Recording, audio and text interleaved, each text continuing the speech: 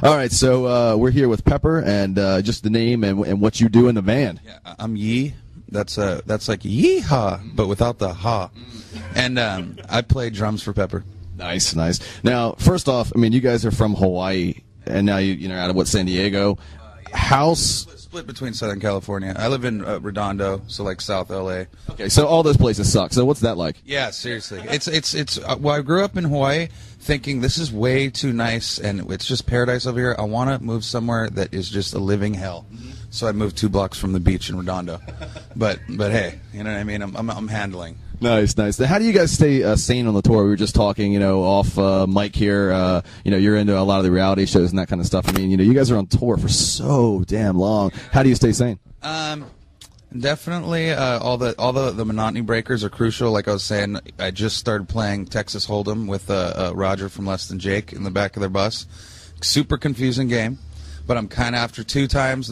Last time was my second time playing.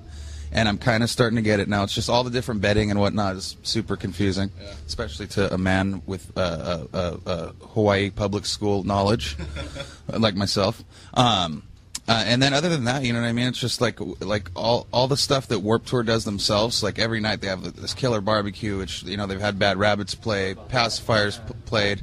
We've played one of them early in the tour. You know what I mean? So it's like there's a lot going on. It is a really like ultimate Groundhog's Day. But all I think the extracurricular stuff and just how it's such a big such a big family out here and all that in itself I think breaks up the monotony. Nice. Now the Colonel is going to give you some advice here, I think, because he's obviously, you can tell he is a huge poker player. Yeah, wear the shirt for a reason. For a reason it says Poker Legend. So if you need tips, I got your back. Always double down on 11. Always double down on 11. Oh, sorry, that's blackjack. My fault.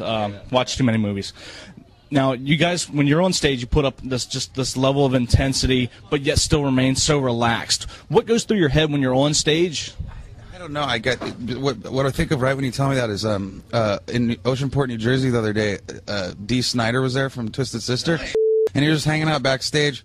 So I went up to him, introduced myself, and he's like, "Oh, when are you guys going on?" I'm like, "Oh, like 3 minutes." He's like, "Really? 3 minutes? Wow, you're a lot different pre-show ritual than I do. You're just way too relaxed or whatever." But I don't know. It of course comes from where we come from, Hawaii. It's a real laid-back vibe there. Everyone's, there's no reason to stress except stress itself. You know what I'm saying? It's like, so it's really just what we were born into and what's ingrained in our DNA, I guess you could say.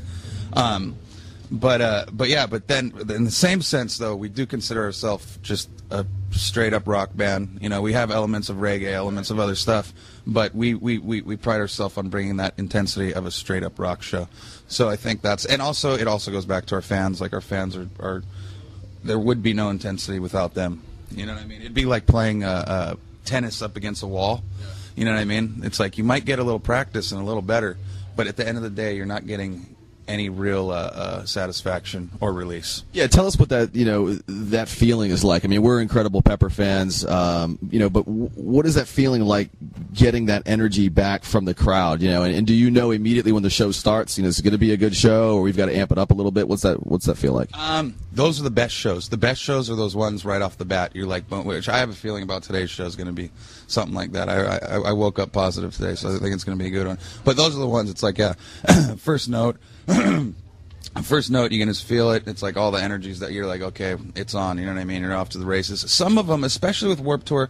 I mean, this is our 10th year anniversary, not our 10th time on Warped Tour, but first time we did it was in 2001. So this is our 10th year. So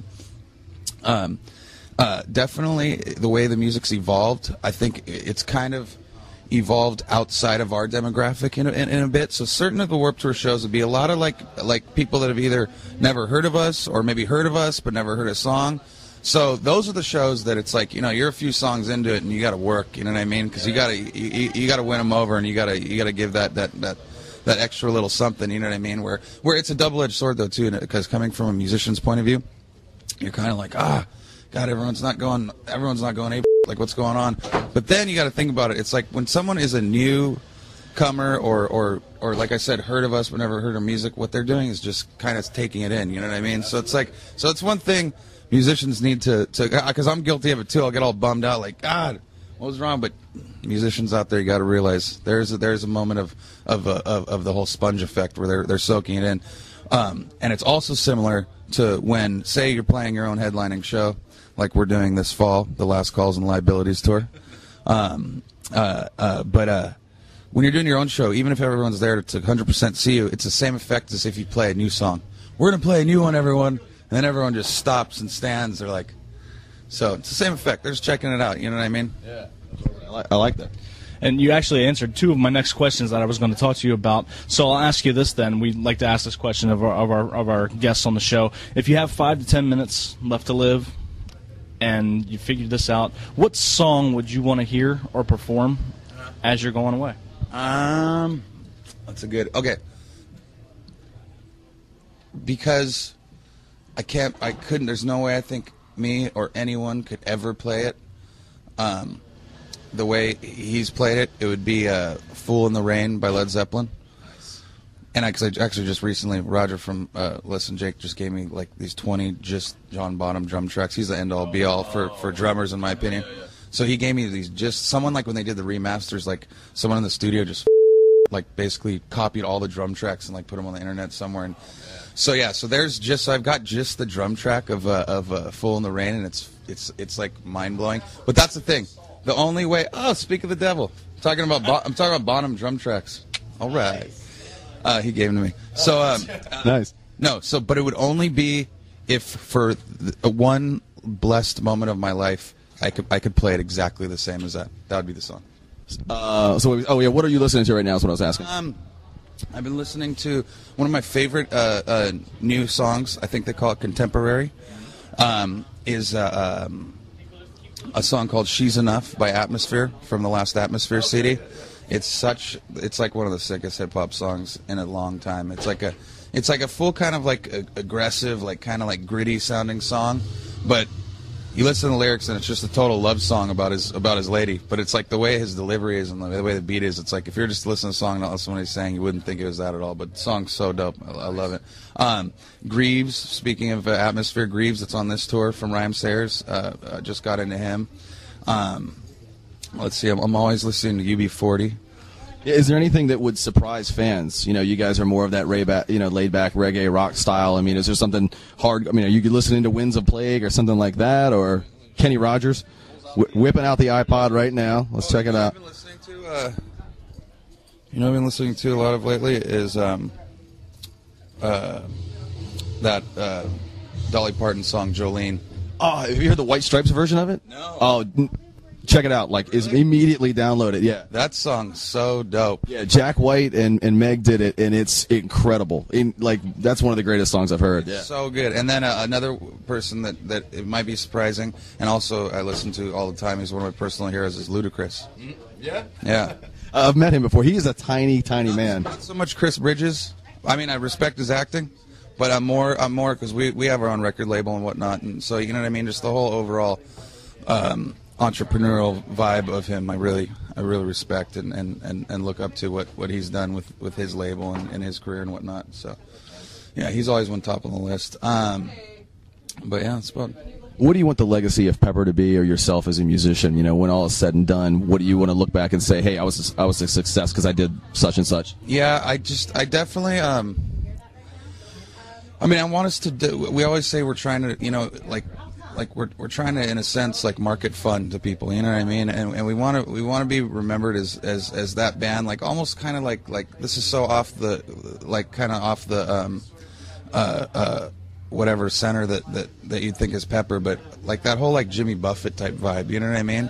Like where it's just the best constant party and we've kept, like, our fans have been growing with us. It's like we have this core following that's been growing with us, and just to have those people always with us and just I think having a positive effect just on the people that we encounter and encountering as many people as we can and just bringing other music to the table too. Like we want to be remembered for our label too. Like, oh yeah, those are the guys that brought us so-and-so, or those are the guys that released that Ballyhoo album, and that album went down in history, and you know what I'm saying? So And you said Ballyhoo, you guys just signed them, and they're a Maryland band from where we're from. Tell us a little bit about them. Yeah, well, that's and also kind of ties into the tour, the Last Calls and Liabilities tour, which starts first week of September. It's going to be us, the Expendables that are on this tour, and then Ballyhoo, which their album's, it's called Daydreams. It's coming out September 6th, so it's going to be the three of us going out. And I think we'll be in D.C., like kind of near like Maryland-ish. We'll be in D.C., and then down here in Virginia, we'll be in Norfolk at the Norva. So nice. That's a great venue as well. So yeah, Norva's a classic venue for a good rock act. Finally, when you're up on stage tonight, what are we going to expect? We got a little surprise, actually. We got a little guest appearance that we've been doing for the last couple of days, and it's super cool. So you guys can come watch the show? Hell yeah. Oh, damn right. Okay, yeah, so you guys will see and we're actually recording it audio and video today for our tour update, which we do every Thursday. We've partnered up with BuzzNet, and they basically release our tour update every Thursday that we've been doing. So that's gonna be the little gem for me of the set personally.